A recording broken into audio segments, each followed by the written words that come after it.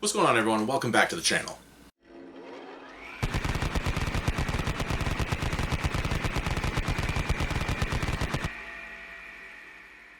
I'm starting this video a little frustrated because everything that I had filmed for this first part is just gone. Not corrupted, gone. I film here and I edit at home, and somewhere in between, I don't know if I deleted the video footage or what, but it's just gone. So my usual lead up that involves talking about all the parts before we get to the build is, just... So I'm still going to tell you what's in this PC, but this was not the first take.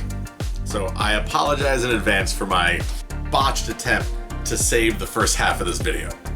Thankfully, I hadn't thrown out the box yet for the case. The English translation on top is Lekers, L-E-K-R-S, and this is branded as the Wolf Warrior.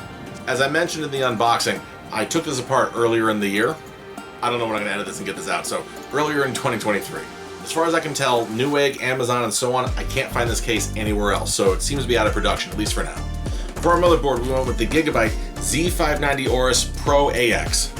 I think it's a good looking motherboard, and the orange and the yellow kind of complement each other. For the CPU, we went with the Intel Core i7-11700KF. Graphics card with the Gigabyte Aorus RTX 3070. We're rocking 32 gigs of RAM, CL18 at 3600 speed. That one's from T-Force. And we have a 2TB Gen 4 M.2 drive in there as well for all your games. For our power supply, we have a Corsair RM750. It's a 750 watt power supply, 80 plus gold, and it's fully modular. I still have the box for that one. The V-True V5 RGB cooler is going to try to keep that 11700 in check, and we also threw in a bunch of RGB fans from Asia Horse as well. But that's it for specs. Don't click away. Here comes the good stuff.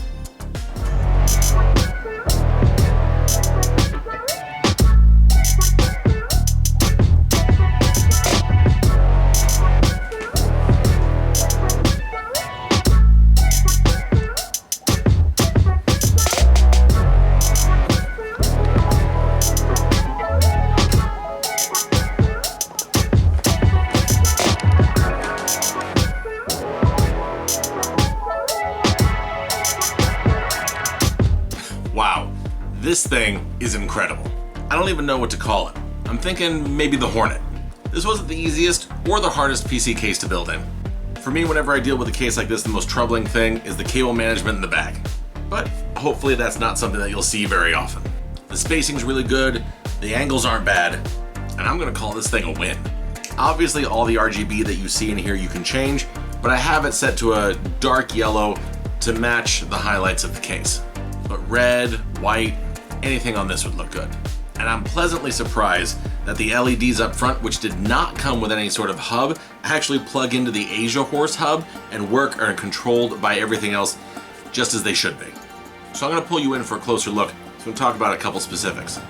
Starting at the front, obviously this fan is just for looks. It's right up near the glass. You have a little pass through for air here. It's not doing much, but the open case, it's okay.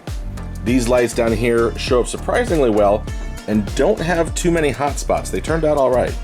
Now down in the base of the case, there's a couple things I don't love.